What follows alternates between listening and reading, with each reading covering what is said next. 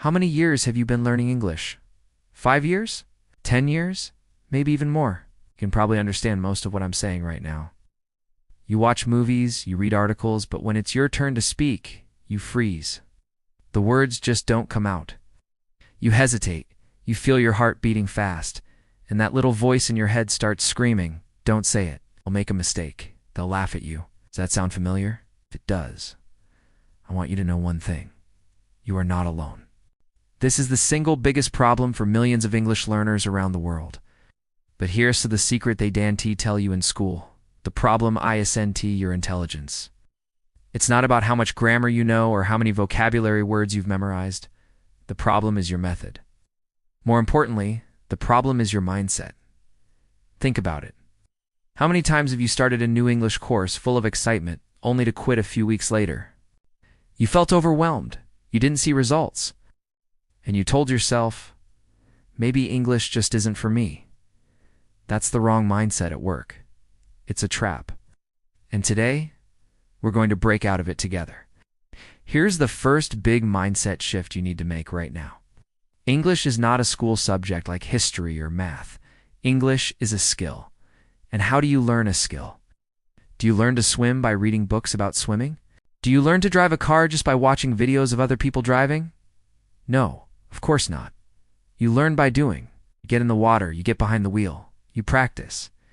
Speaking English is exactly the same. You can watch 1,000 videos about fluency, but you will never become fluent until you actually start speaking.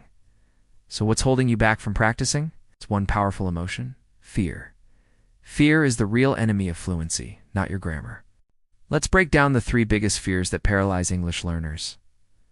First, the fear of judgment.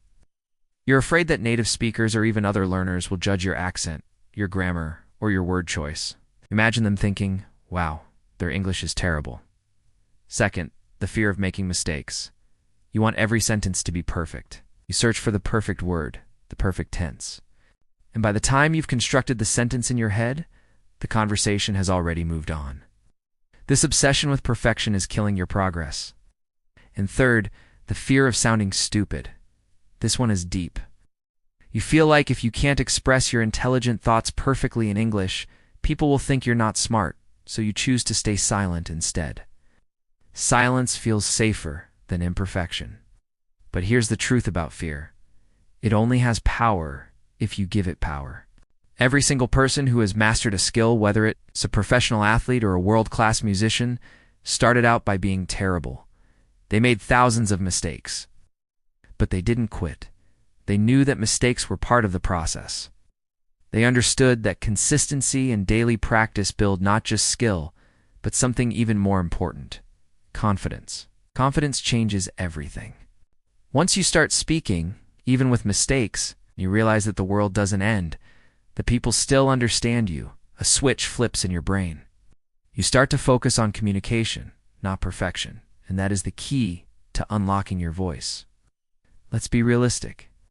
You're not going to become a master of English in 30 days. Anyone who tells you that is lying. But I promise you this: you absolutely can become a confident English speaker in 30 days. You can build a habit so strong that speaking becomes natural, not terrifying. Confidence is more important than perfection. A confident speaker with simple English is 1,000 times more effective than a hesitant genius who is too afraid to talk. So how do we do it? How do we build this skill and this confidence? Forget about complicated grammar rules and endless vocabulary lists for now. We are going to use a simple, powerful, and practical system. I call it the 302-010 framework. It's a daily plan that takes just 1 hour a day. Here's how it works. The first part is 30 minutes of listening practice every single day. The key here is to choose content that you genuinely enjoy. Are you into video games? Watch gamers on Twitch? Do you love cooking? Watch cooking shows? Do you like comedy? Find a comedian you think is funny? Do you want to listen to boring news reports or academic lectures just because someone told you they were good for your English? If you enjoy it, your brain will absorb the language naturally. You'll learn slang, intonation, and rhythm without even trying. Stop asking for 100 different suggestions on what to watch. Pick one thing you love and stick with it. This is your personal English gym. The second part is 20 minutes of speaking practice every day. Yes, every day, starting from day one. This is the most important and the most feared part, but we're going to make it easy. You might be thinking, but I have no one to talk to. That's a common excuse, but it's not a real barrier. You can talk to yourself, seriously, describe your room, talk about your day, explain the plot of the movie you just watched. The goal here is not to have a perfect conversation. It's to get your mouth moving and your brain used to forming English sentences in real time. Another powerful technique is shadowing. Play a short clip from what you were listening to, pause it, and repeat the sentence exactly as you heard it. Copy the accent, the speed, the emotion. You're training your mouth muscles and your ears at the same time. Don't judge yourself, just speak. The final part of the framework is 10 minutes of reading practice. Again, make it enjoyable. Don't pick up a huge, difficult novel. Read short blog posts about your hobbies. Read the comments section on a YouTube video.